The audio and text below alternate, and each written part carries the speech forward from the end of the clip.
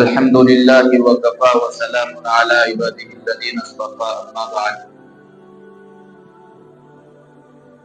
فأعوذ بالله من الشيطان الرجيم بسم الله الرحمن الرحيم إذ قال له ربه أسلم قال أسلمت لرب العالمين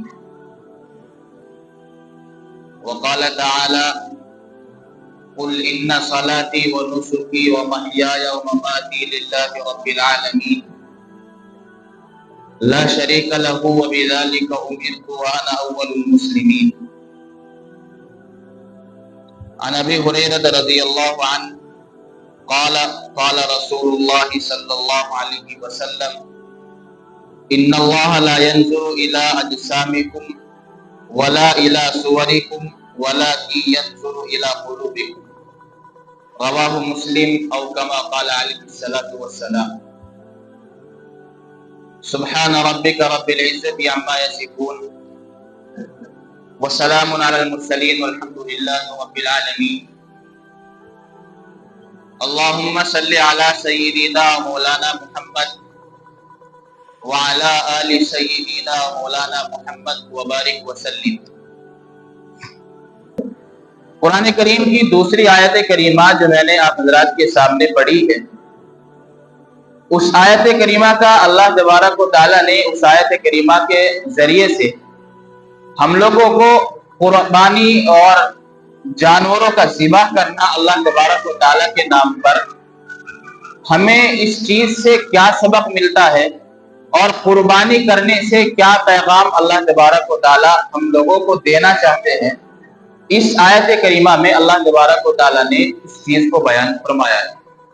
چنانچہ فرمایا قل ان صلاتی و نسکی و محیای و مماتی للہ رب العالمین، اے محمد آپ جب قربانی کریں تو آپ کہیں کہ میری نماز، قل ان صلاتی بے شک میری نماز، و نسکی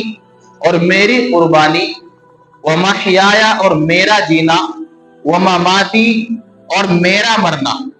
للہ رب العالمین، یہ تمام چیزیں اللہ تبارک و تعالیٰ کے لیے ہیں۔ اور قربانی کا مقصد ہی، قربانی کا پیغام ہی یہ ہے کہ صرف اور صرف اللہ تبارک و تعالیٰ کی خوشنودی اور رضا کی خاطر انسان اس عمل کو انجام دیتا ہے، اسی چیز کا نام قربانی ہے۔ چنانچہ فرمایا انسان جب قربانی کرتا ہے، جانوروں کا خون بہاتا ہے، یہ صرف اور صرف مظاہرہ ہے انسان کا اللہ تبارک و تعالیٰ کی اطاعت اور فرما برداری کرنے کا۔ انسان کو اللہ تبارک و تعالیٰ نے اس کائنات کے اندر اپنی عبادت کا مکلف بنا کر کے دنیا کے اندر بھیجا ہے، اور انسان اور جنات کی من جملہ جو ذمہ داری ہے وہ یہ ہے کہ اللہ تبارک و تعالیٰ کی عبادت اور بندگی کی جائے۔ چنانچہ فرمایا وَمَا خَلَقْتُ الْجِنَّ وَالْإِنسَ إِلَّا لِيَعْبُدُونِ، کہ میں نے انسان اور جناتوں کو اس لیے پیدا کیا ہے تاکہ وہ میری بندگی کریں، تاکہ وہ میری عبادت کریں۔ انسانیت کا اور انسانوں کے پیدا ہونے کا مقصد اللہ تبارک و تعالیٰ نے عبادت اور بندگی بتایا ہے، اور عبادت اور بندگی یہ ہے کہ جو حکم اللہ تبارک و تعالیٰ کی طرف سے انسانوں کو دیا جائے، اس حکم کو بغیر کسی چوں چرا کے، بغیر اپنی عقل کے گھوڑے دوڑائے اس حکم کو مان لینا، جو کام اللہ تبارک و تعالیٰ کی طرف سے کرنے کے لیے کہا گیا ہے اس کو انجام دے دینا، اس کو کر لینا، اور جس کام سے اللہ تبارک و تعالیٰ نے روکا ہے اس کام سے باز آ جانا، اس کام سے رک جانا، اسی چیز کا نام عبادت اور بندگی ہے۔ اللہ نے ہمیں اس وقت میں قربانی کا حکم دیا تھا، اور یہ قربانی خاص دنوں کی ایک عبادت ہے۔ بہت قابل مبارکباد ہیں وہ لوگ جنہوں نے اس قربانی کی عظیم عبادت کو اور اس اہم فریضے کو صرف اور صرف اللہ تبارک و تعالیٰ کی رضا کے لیے کیا، اس لیے کہ رضا جو ہے وہ اللہ تبارک و تعالیٰ کی مقصود ہے۔ گوشت کھانا یہ مقصود نہیں ہے، یہ تو صاف طور پر اللہ تبارک و تعالیٰ نے اس چیز کو تو ظاہر کر دیا، لَن يَنَالَ اللَّهَ لُحُومُهَا وَلَا دِمَاؤُهَا وَلَكِنْ يَنَالُهُ التَّقْوَىٰ مِنكُمْ، کہ آپ جب قربانی کریں تو آپ یہ ذہن میں رکھیں کہ اللہ تبارک و تعالیٰ کو نہ تمہارے جانور کے خون کی ضرورت ہے، نہ تمہارے جانور کے گوشت کی ضرورت ہے، اگر کسی چیز کی ضرورت اللہ تبارک و تعالیٰ کو ہے اور کوئی چیز ہماری طرف سے اللہ تبارک و تعالیٰ تک جو پہنچتی ہے وہ ہمارا تقویٰ ہے، ہم کس درجہ اللہ تبارک و تعالیٰ کی عبادت اور بندگی کرتے ہیں اور کس حد تک ہم اللہ کے حکم کو ماننے والے ہیں، اللہ تبارک و تعالیٰ صرف یہ دیکھنا چاہتے ہیں۔ حدیث مبارکہ جو میں نے آپ حضرات کے سامنے پڑھی، اس کے اندر اللہ کے رسول صلی اللہ علیہ وسلم نے فرمایا ان اللہ لا ينظر الى اجسامکم، اللہ تبارک و تعالیٰ تمہارے جسم کی طرف نہیں دیکھتے، ولا الى صورکم، نہ اللہ تبارک و تعالیٰ تمہاری صورتوں کو دیکھتے ہیں، کون گورا ہے کون کالا ہے، اور اسی طریقے سے کون مالدار ہے کون غریب ہے، کون تندرست ہے کون کمزور ہے، یہ ساری چیزوں کی طرف جو ہے وہ اللہ تبارک و تعالیٰ کی نظر نہیں ہوتی، وَلَٰكِن يَنظُرُ إِلَىٰ قُلُوبِكُمْ، اللہ تبارک و تعالیٰ کی نظر، اللہ تبارک و تعالیٰ اگر کسی چیز کو دیکھتے ہیں تو وہ انسان کے دل کی کیفیت ہوتی ہے کہ اس انسان کے دل کے اندر کیا چیز ہے، اس چیز کو اللہ تبارک و تعالیٰ دیکھتے ہیں۔ لہذا جو بھی عبادت اور جو بھی کام کرتے ہوئے اگر انسان اس کام کو اللہ کی رضا کو مقصود بناتا ہے، اس کام کو کرتے ہوئے، تو اللہ تبارک و تعالیٰ اس چیز کو دیکھتے ہیں۔ اس لیے فرمایا اگر یہ بندہ کوئی عبادت کر رہا ہے تو اگر اس انسان کے دل میں عبادت کرتے ہوئے اللہ کی رضا مقصود ہے تو یہ اللہ تبارک و تعالیٰ کو قابل قبول ہے، اور اگر اس عبادت سے اس عمل سے انسان کی اللہ کی رضا مقصود نہ ہو کر کے لوگوں کو دکھاوا کرنا مقصود ہے تو پھر اللہ تبارک و تعالیٰ کو انسان کے کسی بھی انسان کے ایسے عمل کی کوئی ضرورت اللہ تبارک و تعالیٰ کو نہیں ہے، اس لیے کہ اللہ تبارک و تعالیٰ دیکھتے ہیں انسان کے دل کی کیفیت، انسان کے دل کے اندر کی کیفیت کیا ہے، انسان کے دل کے اندر کیا ہے، اس چیز کی طرف اللہ تبارک و تعالیٰ نظر فرماتے ہیں۔ اور چنانچہ فرمایا انما الاعمال بالنیات، یہ اللہ کے رسول صلی اللہ علیہ وسلم کی حدیث مبارکہ، اس کا خلاصہ یہ ہے کہ انسان کے ہر عمل کا دار و مدار انسان کی نیت کے اوپر موقوف ہوتا ہے۔ تو میرے بھائیوں، اس آیت کریمہ کے اندر اللہ تبارک و تعالیٰ نے 4 چیزیں بیان فرمائی ہیں۔ قل ان صلاتی و نسکی، میرا نماز پڑھنا اور میرا قربانی کرنا، ان چیزوں کے اندر، نماز کے اندر، قربانی کے اندر ہر عبادت شامل ہو جاتی ہے، نماز، روزہ، زکوٰۃ، حج، اور اسی طریقے سے اور بھی جن عبادت کا انسان کو مکلف بنایا گیا ہے وہ ساری چیزیں قل ان صلاتی کے اندر داخل ہو جاتی ہیں، وہ نسکی، اور جو بچتا ہے وہ قربانی کے ضمن میں، اس لفظ کے ضمن میں آ جاتی ہے۔ انسان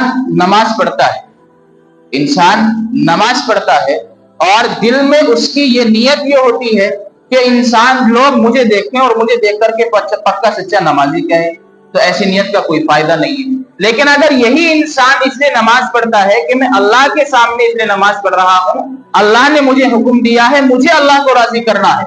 تو اس انسان کے عمل قبول ہو جاتا ہے۔ اب اسی طرح دوسری عبادتیں ہیں، عبادت میں انسان اللہ کو راضی کرنے کی نیت کرتا ہے تو اللہ راضی ہو جاتے ہیں، قابل قبول ہو جاتی ہے۔ اللہ کو راضی کرنے کی نیت اس کے نہیں ہوتی بلکہ دکھاوا مقصود ہوتا ہے تو پھر اس کی عبادت قابل قبول نہیں ہوتی۔ یہ تو عبادات کا تعلق ہے، اور قربانی بھی اسی ضمن میں آتی ہے، اور یہ سمجھ میں آتا ہے، نماز سمجھ میں آتی ہے، زکوٰۃ سمجھ میں آتی ہے، حج سمجھ میں آتی ہے، اور اسی طریقے سے قربانی بھی سمجھ میں آ جاتی ہے کہ اللہ تبارک و تعالیٰ نے فرمایا ان صلاتی و نسکی، میرا نماز پڑھنا اور میری قربانی کرنا یہ اللہ تبارک و تعالیٰ کے لیے۔ لیکن بات جب تیسرے نمبر پر آتی ہے وَمَحْيَايَ وَمَمَاتِي لِلَّهِ رَبِّ الْعَالَمِينَ، کہ میرا جینا اور میرا مرنا یہ اللہ تبارک و تعالیٰ کے لیے ہے۔ سوال یہ پیدا ہوتا ہے کہ میرے مرنے سے مراد اور میرے جینے سے مراد کیا ہے؟ اللہ تبارک و تعالیٰ کے لیے انسان نماز پڑھتا ہے، سمجھ میں آتی ہے، حج کرتا ہے، سمجھ میں آتی ہے، قربانی کرتا ہے، سمجھ میں آ جاتا ہے، لیکن میرا انسان کا اللہ تبارک و تعالیٰ کے لیے جینا، اس کا کیا مطلب ہے؟ یہ سوال انسان کے ذہن میں آتا ہے، اور یہ آنا بھی چاہیے، اس لیے کہ یہ تو ایک اللہ تبارک و تعالیٰ نے ایک عجیب بات ارشاد فرمائی کہ انسان کوئی عمل کرتا ہے اللہ کے لیے کرتا ہے، لیکن انسان جیے گا اللہ تبارک و تعالیٰ کے لیے کیسے؟ اللہ کے لیے جینے کا مطلب، اللہ کے لیے جینے کا مقصد کیا ہے؟ اس کا مطلب اس آیت کریمہ سے اللہ تبارک و تعالیٰ ہم سے کیا چاہتے ہیں؟ تو میرے بھائیوں، اللہ تبارک و تعالیٰ کا مقصد اور اللہ کی منشا اس آیت کریمہ کے ذریعے سے یہ ہے کہ اللہ کا اصول یہ ہے کہ جو انسان کوئی کام کسی چیز کو حاصل کرنے کی تڑپ اپنے اندر لیے پھرتا ہے تو اس کام کو اور اس چیز کو حاصل کرنے کے لیے انسان کو کچھ نہ کچھ کرنا پڑتا ہے. تو کہاوت ہے کہ کچھ پانے کے لیے کچھ کھونا پڑتا ہے. اگر ہم اس کہاوت کو دیکھیں تو اس کو تھوڑا سا چینج کریں گے اور اس کہاوت کو اس طرح کریں گے کہ کچھ پانے کے لیے کچھ کھونا نہیں پڑتا بلکہ کچھ پانے کے لیے کچھ کرنا پڑتا ہے. کچھ پانے کے لیے اگر ہم کچھ حاصل کرنا چاہتے ہیں، جیسے مثال کے طور پر ایک عام سی مثال لے لیں، ہم کاروبار کرنا چاہتے ہیں، ہم کوئی کام کرنا چاہتے ہیں، اس سے ذریعہ معاش تلاش کرنا چاہتے ہیں، تو آپ یہ بتاؤ کیا کھو کر کے ملے گا یا کچھ کرنے سے ملے گا؟ ظاہر ہے انسان چاہتا ہے کہ مجھے کچھ پیسے کمانے، 1,00,000 روپے کمانے، اور 1,00,000 روپے مجھے اگر میں محنت کروں گا تو کما لوں گا، اگر محنت نہیں ہوگی تو گھر بیٹھا رہے گا، کیسے کما سکتا ہے؟ ایسا تو نہیں ہو سکتا ہے کہ آدمی کی نیت 1,00,000 روپے کمانے کی ہے اور وہ انسان جو ہے وہ پہلے 10,000 روپے کہیں ویران کر دے یا کہیں اسے کھو دے. تو پھر یہ سمجھ میں آتا ہے کہ بھائی کچھ پانے کے لیے کچھ کھونا پڑتا ہے. یہ نہیں ہے، کچھ پانے کے لیے کچھ کرنا پڑتا ہے. اگر ہم بھی اللہ تبارک و تعالیٰ کے یہاں اپنا مقام حاصل کرنا چاہتے ہیں، اپنا مقام اللہ تبارک و تعالیٰ کے یہاں بنانا چاہتے ہیں، تو میرے بھائیوں ہمیں بھی کچھ کرنا پڑے گا. خالی ہاتھ بیٹھنے سے کچھ کام ہمارا بننے والا نہیں ہے. اگر ہم اللہ کے یہاں اللہ تبارک و تعالیٰ چاہتے ہیں کہ انسان جو ہے ہر وقت میں انسان کا اٹھنا بیٹھنا، انسان کا سونا، انسان کا جاگنا، انسان کا کاروبار کرنا، تجارت کرنا، ملازمت کرنا، ہر کام اللہ تبارک و تعالیٰ کی رضا کے مطابق ہو جائے، اس کا مطلب ہے وہ محیا، اللہ تبارک و تعالیٰ کے لیے جینا. انسان گناہوں کے راستے سے، گناہوں کے دلدل سے نکل کر صرف اور صرف اس بات کو اپنا مقصد بنا لے کہ اگر میں کوئی کام غلط کروں گا تو اللہ تبارک و تعالیٰ مجھے دیکھ رہا ہے. اور یہ انسان اگر اس چیز کو اپنا نصب العین بنا لیتا ہے، اس چیز کو اپنا مقصد بنا لیتا ہے، ہر چیز میں اللہ تبارک و تعالیٰ کی رضا اس انسان کی مقصود ہوتی ہے، اس کا مطلب ہوتا ہے اللہ تبارک و تعالیٰ کے لیے جینا اور اللہ تبارک و تعالیٰ کے لیے مرنا. آج دیکھنے میں آتا ہے کہ ہم نماز بھی پڑھ لیتے ہیں، قربانی بھی کر لیتے ہیں، ساری عبادتیں انجام دیتے ہیں، لیکن جب یہ بات آتی ہے اللہ تبارک و تعالیٰ کے ڈر کی وجہ سے، اللہ کے خوف کا تصور اور احساس انسان کے دل میں اس قدر ہو جائے کہ کوئی کام غلط کرنے سے پہلے انسان سوچے، یہ چیز ہمارے معاشرے کے اندر سے غائب ہے. آپ دیکھیں جب ہمارے معاشرے میں کوئی مجلس لگتی ہے، کوئی بیٹھک وغیرہ لگتی ہے، کسی مجلس کا انعقاد ہوتا ہے، کسی کے گھر پر یا کسی بھی ٹھکانے پر کوئی مجلس لگتی ہے، تو انسان ایک دوسرے کی برائیاں، ایک دوسرے کی چغلیاں اور ایک دوسرے کی تعریف اور ایک دوسرے کی غیبتیں، یہ ساری چیزیں وجود میں آتی ہیں. جب یہ مجلس لگتی ہے اور اس میں کسی آدمی کے بارے میں غیبت شروع ہو جاتی ہے، کسی آدمی کے بارے میں غیبت شروع ہو جاتی ہے، اب کئی سارے افراد بیٹھے ہوئے ہیں، اب دل چاہتا ہے کہ انسان جس کے سامنے اس آدمی کا تذکرہ ہو رہا ہے، اس کی برائیاں بیان کی جا رہی ہے، اس کا دل مچلتا ہے اور اس کے دل میں یہ احساس پیدا ہوتا ہے کہ مجھے بھی اس آدمی کی فلاں برائی کا پتہ ہے، اس لیے میں بھی اس کا تذکرہ کروں. دوسرا آدمی سوچتا ہے کہ مجھے بھی اس کے فلاں غلط کام کا پتہ ہے، لہذا میں بھی اس کا تذکرہ لوگوں کے درمیان میں کروں گا. اور بہت سارے لوگ بیٹھے، ہر آدمی کو کسی نہ کسی برائی کا، جس انسان کا تذکرہ، جس انسان کی چغل خوری غیبت ہو رہی ہے، اس انسان کے متعلق پتہ ہے. شیطان دلاسا دیتا ہے اور شیطان یہ احساس دل میں پیدا کرتا ہے کہ لوگوں کو اس انسان کے عیوب کے بارے میں مطلع کیا جائے، اطلاع دی جائے اور لوگوں کو بتایا جائے کہ یہ انسان کتنا خراب آدمی ہے، اس کی غیبت کی جائے. یہ احساس انسان کے دل میں شیطان کی طرف سے ہوتا ہے، لیکن ایک احساس انسان کے دل میں اللہ تبارک و تعالیٰ کی طرف سے بھی ہونا چاہیے. اور ایک احساس انسان کے دل میں یہ بھی پیدا ہونا چاہیے کہ میں اگر اس کے انسان کے ایک عیب کو چھپاتا ہوں تو اللہ تبارک و تعالیٰ میدان حشر میں میرے 70 عیب چھپائیں گے. اگر مجھے اس کے کسی ایک عیب کا پتہ ہے تو مجھے اس مجلس میں اس عیب کو بیان کرنے سے، چغل خوری کرنے سے کیا حاصل ہوگا؟ انسان کے دل میں تصور کے ہونا چاہیے، انسان کے دل میں یہ خیال ہونا چاہیے کہ اگر میں نے اس کا یہ عیب بیان کر بھی دیا یا گناہ بیان کر بھی دیا تو اس کو کتنی رکعت کا ثواب ملے گا. ظاہر ہے اس کو کسی بھی چیز کا ثواب نہیں ملے گا، بلکہ اللہ تبارک و تعالیٰ نے اس کے اوپر بڑی سخت وعید بیان فرمائی۔ اور جب اس وعید قرآن کے الفاظ میں اللہ تبارک و تعالیٰ نے وعید بیان فرمائی، اور جب اس وعید کو پڑھتے ہیں تو سمجھ میں آتا ہے کہ کتنے برا کام، کتنی بری یہ چیز انسان جو ہمارے معاشرے میں آج پھیلی ہوئی ہے۔ اور حقیقت یہ ہے کہ یہ گناہ ایسا ہمارے معاشرے میں پھیل چکا ہے کہ ہمیں اس کا تصور بھی نہیں ہوتا، گناہ ہونے کا خیال ہمارے دل کے اندر اس چیز کے بارے میں نہیں آتا۔ ہم بے جھجک ہو کر کے کسی آدمی کے عیوب کو بیان کرنا شروع کر دیتے ہیں، کسی بھی مجلس میں بیٹھ کر آدمی کے خیالات کو بیان کرنا شروع کر دیتے ہیں، اس کی غیبت کرنا شروع کر دیتے ہیں۔ یاد رکھنا چاہیے جو انسان ایک دوسرے کی اور ایک ایمان والے کی غیبت اور چغلخوری کرتا ہے، اس کے بارے میں اللہ تبارک و تعالیٰ کا پیغام یاد رکھنا چاہیے، اور اللہ نے جو وعید بیان کی ہے اس کو یاد رکھنا چاہیے۔ آپ مجھے بتائیں، کیا کوئی انسان یہ کر سکتا ہے کہ انسان جو ہے اپنے کسی زندہ بھائی کا انسان گوشت کھا سکتا ہے؟ کیا اپنا مسلمان بھائی اپنے دوسرے مسلمان بھائی کا زندہ آدمی کا گوشت کھا سکتا ہے یا نہیں؟ آپ مجھے بتائیں، نہیں کھا سکتا۔ اللہ تبارک و تعالیٰ نے فرمایا جو انسان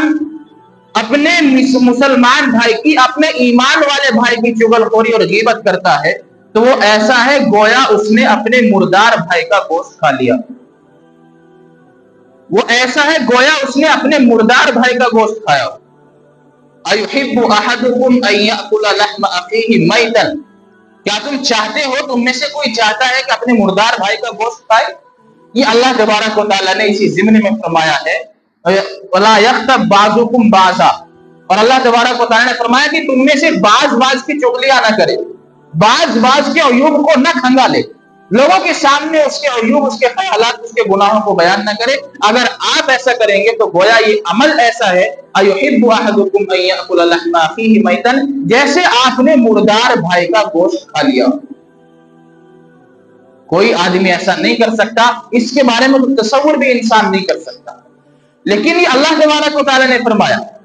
اب آپ اس کے بارے میں اس کو سامنے رکھ کر کے اندازہ کریں کہ کیا ہماری مجلس سے کسی دوسرے آدمی کی غیبت سے خالی؟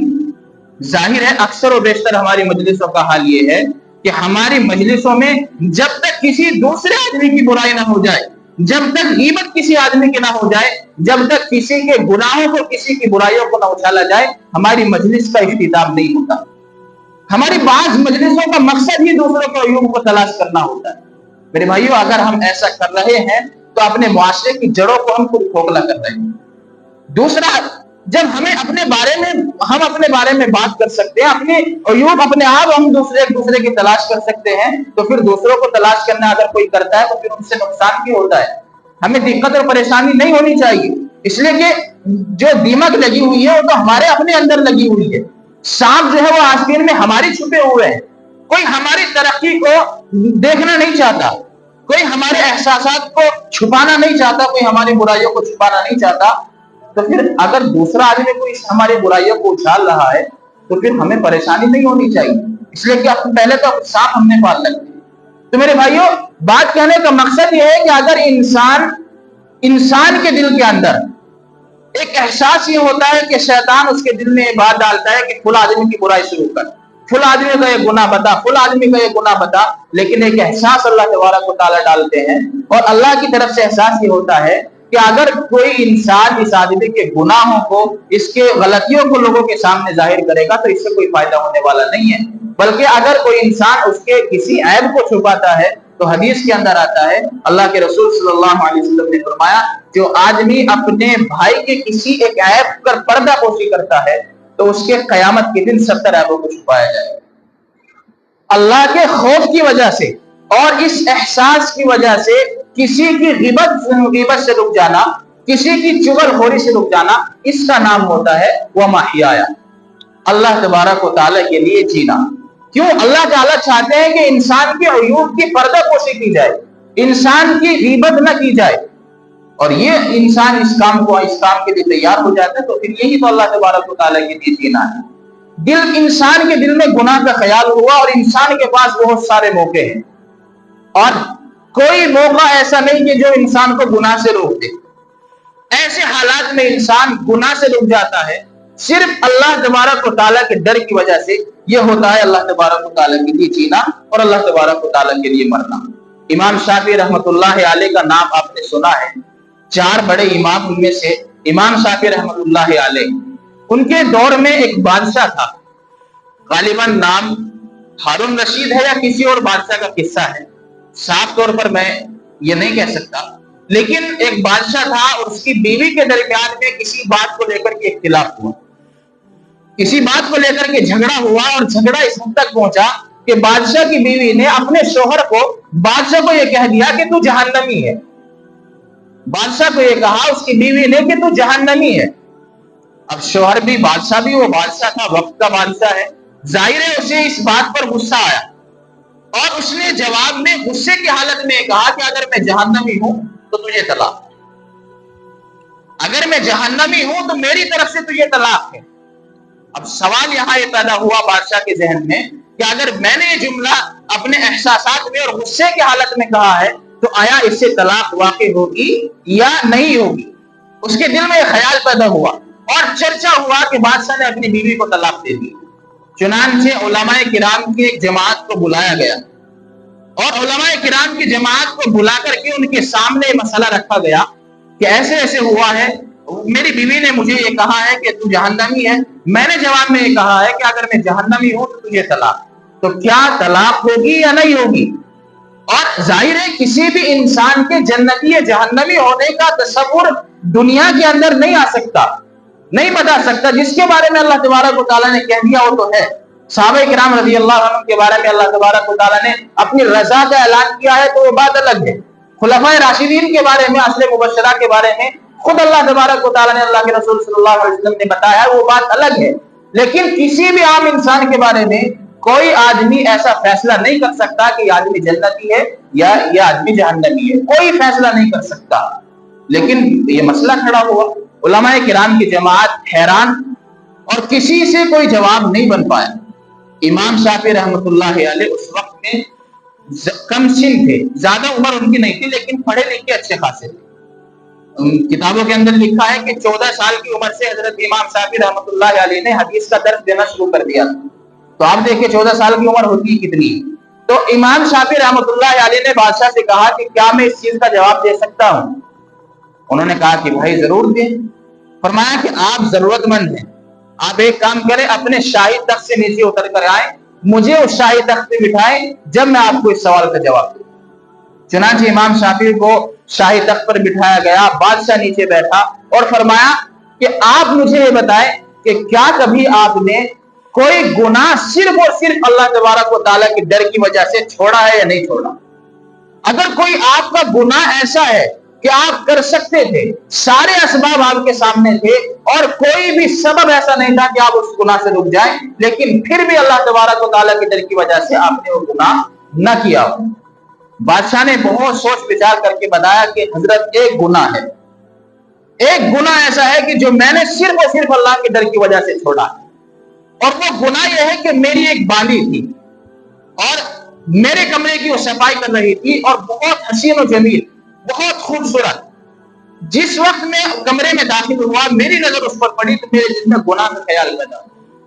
اور بادشاہ کا دربار ہے، دروازہ بند ہے، کوئی گناہ سے مانے کوئی چیز نہیں، اگر گناہ کر بھی لیں تو کوئی پوچھنے والا نہیں۔ بادشاہ نے کہا، بادشاہ نے سوچا کہ اب اس کے ساتھ میں بدفعلی کی جائے، اپنی خواہش کو پورا کیا جائے، لیکن اس بندی نے، اللہ کی بندی نے کہا کہ وہ بادشاہ اللہ سے ڈر۔ اس کے الفاظ یہ تھے، وہ بادشاہ اللہ سے ڈر، اللہ کو کیا منہ دکھائے گا جا کر۔ یہ جملہ جیسی اس بادشاہ نے سنا تو اس کے اوپر لرزہ طاری ہوا، اور وہ جو بادشاہ تھا اس کے دل میں احساس پیدا ہوا کہ نہیں، اس کے ساتھ میں یہ چیز نہیں ہونی چاہیے، سارے اسباب موجود، لیکن اس کا ڈر کی وجہ سے، اللہ کے ڈر کی وجہ سے میں نے اس گناہ کو چھوڑا تھا، اس کے علاوہ مجھے کوئی گناہ یاد نہیں آتا۔ امام شافعی رحمۃ اللہ نے فرمایا کہ پھر آپ جنتی ہیں، آپ کی بیوی کو طلاق نہیں ہوئی۔ کیوں؟ اس لیے کہ اللہ تبارک و تعالی نے فرمایا وَأَمَّا مَنْ خَافَ مَقَامَ رَبِّهِ، جو انسان اللہ کے سامنے کھڑا ہونے سے ڈر گیا، وَنَهَى النَّفْسَ عَنِ الْهَوَىٰ، اور اس کے دل میں اللہ کے سامنے جواب دہی کا احساس پیدا ہو گیا، اس نے اپنے خواہشات کو چھوڑ دیا، فَإِنَّ الْجَنَّةَ هِيَ الْمَأْوَىٰ، اس کا ٹھکانہ جنت ہے۔ لہذا آپ جہنمی نہیں ہیں، آپ جنتی ہیں۔ اللہ کے ڈر کی وجہ سے آپ نے گناہ کو چھوڑا ہے، اس لیے میں فتویٰ دیتا ہوں کہ آپ جنتی ہیں۔ تو میرے بھائیو، اللہ کے لیے گناہوں کو چھوڑ دینا، اللہ کے لیے ہر کام کو کر لینا، یہ مطلب ہوتا ہے انسان کے جینے کا اور انسان کے مرنے کا، اور یہی قربانی کا سب سے اہم مقصد ہے۔ اللہ تبارک و تعالی ہم سب کو توفیق عطا فرمائے، اور اللہ تبارک و تعالی گناہوں کے کاموں سے ہم سب کی حفاظت فرمائے۔